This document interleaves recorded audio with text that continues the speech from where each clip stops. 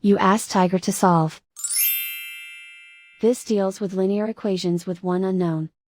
The final result is r equals 4/5. Let's solve it step by step. Simplify the expression. Find the greatest common factor of the numerator and denominator. Factor out and cancel the greatest common factor. Isolate the r. Multiply both sides by 2. Group like terms.